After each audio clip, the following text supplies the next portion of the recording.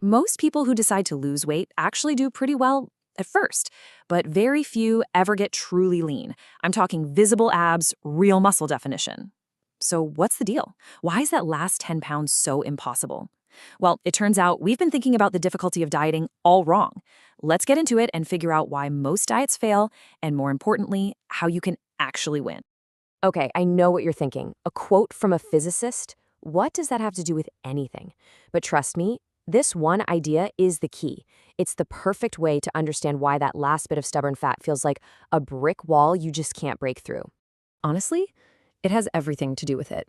See, we expect things to get harder in a nice, neat, straight line. You put in a little more effort, you get a little more progress. Simple. But dieting? Well, dieting doesn't play by those rules. The difficulty doesn't just add up, it multiplies. And that is the exponential curve we're going to talk about. Just knowing it exists is half the battle. So, here's the game plan. First, we're going to break down this whole exponential problem. Then, we're going to walk through 4 killer methods you can use when things get really tough. Think of this as your special toolkit for those final, most difficult stages of getting lean. All right, let's dig into the real problem here. And spoiler alert, it's probably not your willpower. And it's not because you picked the wrong diet. The real enemy is something sneaky. It's the hidden way a diet gets harder and harder over time. This is exactly where we get it wrong. A 300-calorie deficit for a day? Easy. Doing it for a couple of weeks? Totally manageable. But sticking with it for months? The mental and physical strain doesn't just grow, it accelerates, it snowballs. People just aren't ready for how intense the hunger gets, how powerful the cravings become. And that's when things fall apart. And this chart just says it all, doesn't it? Week 2, you're flying high. You're motivated, feeling great.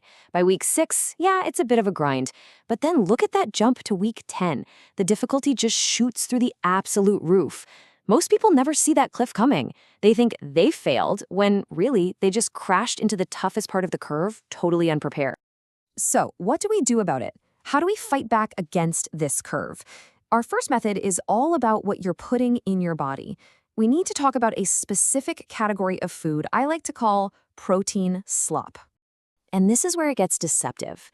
You see protein slapped on the label of a bar or a cereal, and you think, great, this is good for me. But often, these things are engineered with so many sweeteners and weird ingredients to be so incredibly delicious that they're almost impossible not to overeat. They're designed to make you buy another one, not to actually make you full. Just look at the difference here.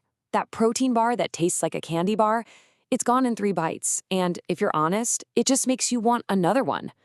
But a big piece of lean steak, you actually have to sit down and chew it. It takes up real space in your stomach. It satisfies you without checking off a massive craving for more. So the goal is to live in this right-hand column, the not bingeable zone. You want to find those protein sources that are tasty enough that you actually enjoy eating them, but not so hyper-addictive that you can't stop. For you, maybe that's lean steak. For someone else, it could be chicken breast, or even something simple like tofu.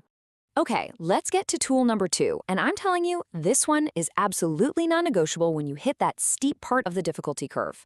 When you're just starting out, sure, you can kind of wing it, but when you're trying to get truly shredded, precision is everything. This is so important. The second you stop tracking is usually the second you start to slip, because when your hunger is through the roof, one little untracked meal out with friends can easily turn into a 2,000-calorie mistake. And just like that, a whole week of hard work is gone. Poof! Look, tracking isn't about being obsessive. It's about playing defense. It takes all the guesswork out of the equation. It forces you to be accountable. It lets you have a piece of pizza, log it accurately, and just move on with your life without the guilt or the feeling that you've ruined everything.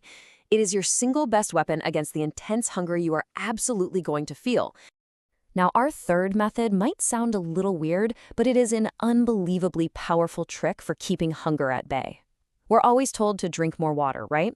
But this is different. This is about eating your water. Here's a really cool little bit of physiology. When you chug a big glass of water, you feel full for what, a few minutes? Then it's gone. That's because liquid empties from your stomach super fast. But water that's trapped inside solid food, now that takes up real estate. It digests slowly, and it keeps you feeling full for way longer.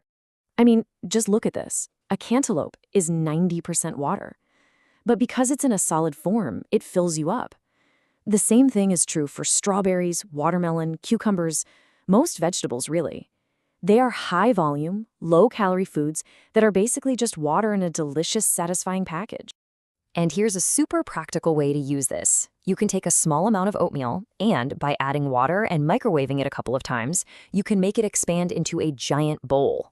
Then, and this is key, mix your protein powder with a whole glass of water first, then pour that liquid into the oats. You end up with this massive 300-calorie meal that your stomach registers as solid food and can keep you full for hours. It's a game changer. Okay, we've talked about food choices, we've talked about tracking, we've talked about volume. But this fourth and final battle, this is the one that really decides if you win or lose when you're on the steepest part of that curve. This one is fought right up here, in your mind. I absolutely love this analogy. Just think about it for a second. It perfectly explains why trying to eat 6 tiny meals a day can be a total disaster when you're deep in a diet. Every single time you eat, you open that hunger gate. And if you only have a tiny snack, it's not enough to close the gate again. So you just end up thinking about food all day long. So the strategy here is to manage your environment and your schedule. Seriously, get lost in your work or a hobby. If you know you can't resist the cookies in the cupboard, get them out of the house. And try structuring your day around 3 or maybe 4 bigger, more satisfying meals. That way you spend way less time with that nagging hunger gate stuck open. This might be the single most important takeaway from this whole thing. We think of patience as just waiting around. But when you're deep in the trenches of a diet, it is not a passive thing.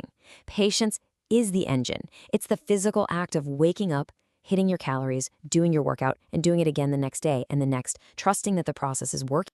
And here's the ultimate paradox of getting super lean. With almost any other big goal, being obsessed helps you win.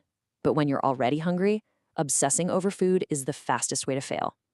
The real key is to simplify everything. Eat the same few meals. Reduce the number of decisions you have to make about food each day. The fewer chances you give yourself to mess up, the better your odds of actually succeeding.